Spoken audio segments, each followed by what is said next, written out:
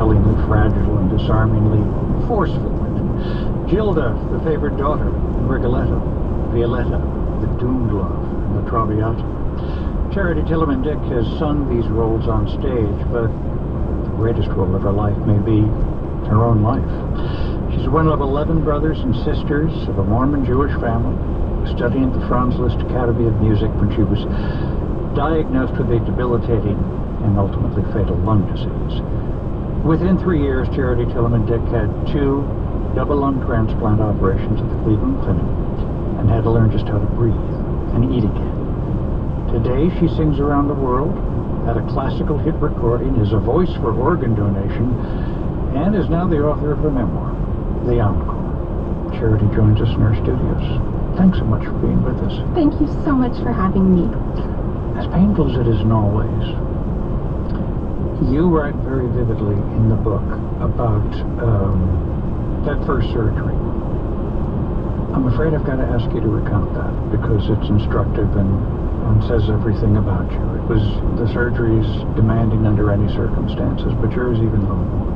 Of course.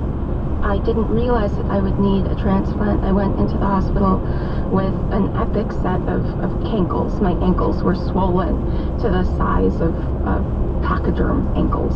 I thought that they were going to give me some diuretics and let me leave, but the following morning I woke up. It was to the news that there were lungs. It was a match, and that we were going to Cleveland immediately to have a transplant. And I went into surgery. The doctors didn't realize quite how sick I was. I flatlined twice. I was put on every form of life support available. They actually left my chest open for 2 weeks. You could see my heart beating inside of my chest, and after that I was in a coma for 34 days. It was grueling. I woke up on October 26th, 2009, and it was 2 months before I could breathe on my own, and I'd have to relearn how to walk and talk and eat and even move. I couldn't do anything when I woke up other than blink my eyes. And then you made an unfortunate discovery. Yeah, when I woke up from the surgery, I saw the nurses and my mother, and I was just so profoundly grateful to be alive, and I opened my mouth to say thank you, and nothing came out. My voice was gone. That would be frightening for anyone, but you're an opera singer. Yeah, it was unlike anything I could have ever imagined, but so was the sense of gratitude. I really was overwhelmed by the fact that all of these people had worked so hard to make sure that I was still there. Yeah, and we are talking about scores of people.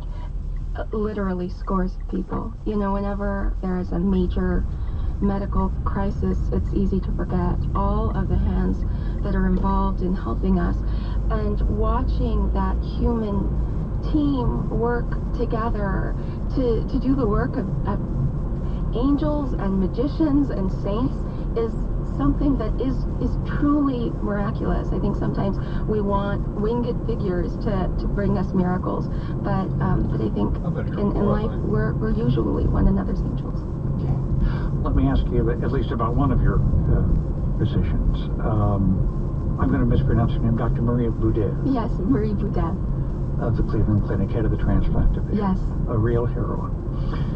She came to your family just before your I'm sorry. She's worth crying over. She's amazing. She came to your family just before the second transplant operation and said, look, you've got to let me know when Charity has had enough. There was this whole thing about death panels when we were talking about the ACA a while ago.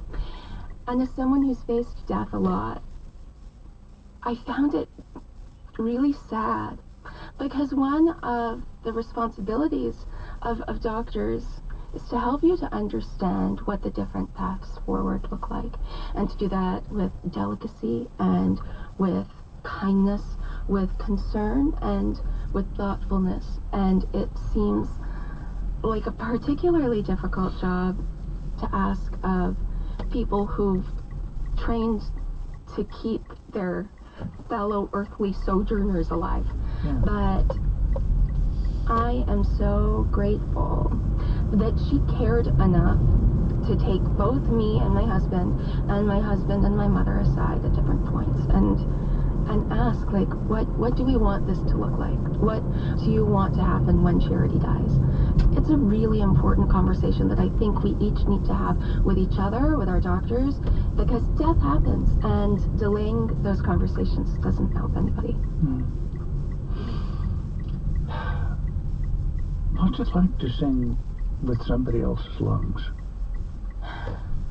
There's something very mystical about singing, because we all have these two tiny little flaps of skin in our throat, but some people can't really sing at all, and some people sound like angels when they do it, you know, and no one really knows why. And I think that for me, singing with someone else's lungs, it never lets me forget that I'm not the one who's in charge, whether you call it fate or chance or God, that we all have a reason that we're here. We all have a song to sing, whether it's musical or not. And I am very conscious of the fact that I am one of the human embodiments of my organ donor's life.